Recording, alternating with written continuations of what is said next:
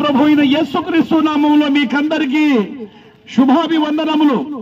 మరి 2025వ సంవత్సరము మరి 11వ నెలలో మనం ప్రవేశించాం. దేవుడు మరి 365 రోజుల్లో మరి ఒకే ఒక నెల మిగిలిపోయింది. ప్రియులారా, మరి ఈ సంవత్సరంలో ఎంతో మంది కాలగర్భంలో కలిసిపోయారు. మరి ఎందుకు కాలగర్భంలో కలిసిపోతుందంటే నరుని ఆయువు గడ్డి పువ్వు లాంటిది.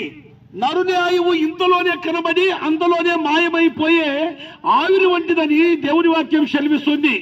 అందుకే పరిశుద్ధ గ్రంథం బైబిల్ సెలవిస్తుంది, ఏ భేదము లేదు, అందరూ పాపము చేసి దేవుడు అనుగ్రహించు మహిమను పొందలేకపోతున్నారని దేవుని వాక్యం సెలవిస్తుంది. రోమిన్ రాసిన పత్రిక 3వ అధ్యాయము 23వ వచనములో ఇలాగా దేవుని వాక్యం సెలవిస్తుంది, పాపము వలన వచ్చు జీతము మరణం.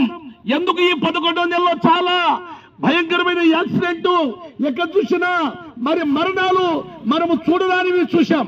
ఎందుకు చూశామంటే ఏ భేదము లేదు, అందరూ ఏ రకంగా మరణిస్తారో తెలియదు.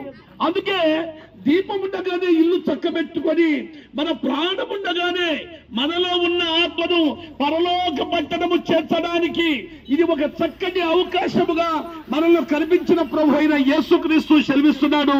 2025 సంవత్సరాల క్రితం ఈ మానవ కోటిని, ఈ మానవ జాతిని మరి మట్టి శరీరములో ఉన్న ఆత్మను పరలోక పట్టణము చేర్చడానికి వచ్చిన మహనీయుడు.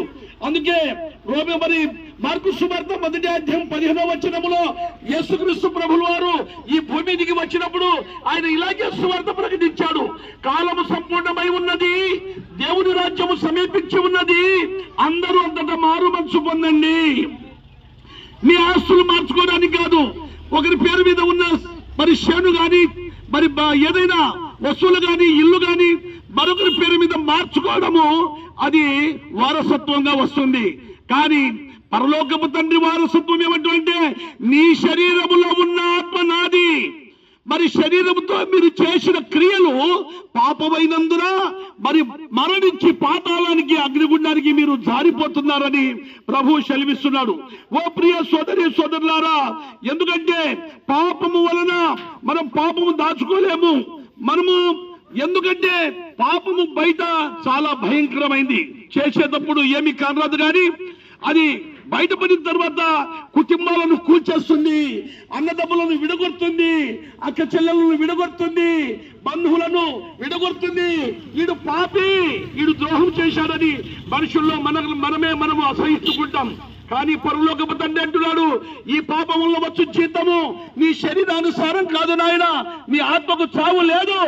అందుకే నీ కొరకు నేను మరణిస్తున్నాను. శిలువలో మరణించి సమాధి చేయబడి మరి అలాగే ప్రభువు ఏ విధంగా అయితే మరి ఆయన మరణించారంటే మన పాపముల కొరకే మరణించాడు, మన కొరకే రక్తము కార్చాడు, మన కొరకే ఆయన సమాధి చేయబడ్డాడు. మన అందరం కూడా ఆ పరలోక పట్టణములో చేరడానికి ప్రభు అయిన యేసుక్రీస్తు శిలువ మరణము పొందాడు. అందుకే పరిశుద్ధ గ్రంథ బైబిల్ చెల్లిస్తుంది, శిలువను కూర్చున్న వార్త నశిస్తున్న వారికి వెనుతనము గాని రక్షింపబడుతున్న పాపికి దేవుని శక్తి ఉన్నది. ఎందుకంటే పాపలపై ఉండగా యేసుక్రీస్తు పాపిగా మన కోసం మారిపోయాడు. ఆయన పరిశుద్ధమైన రక్తము ఇలవైంది, అమూల్యమైన రక్తం, అది నిష్కలంకమైన రక్తం. ప్రభువా, పాపినైనా నన్ను క్షమించమంటే ఎంత ఘోర పాపికైనా ఆయన క్షమాపణ ఇచ్చే గొప్ప దేవుడుగా ఉన్నాడు.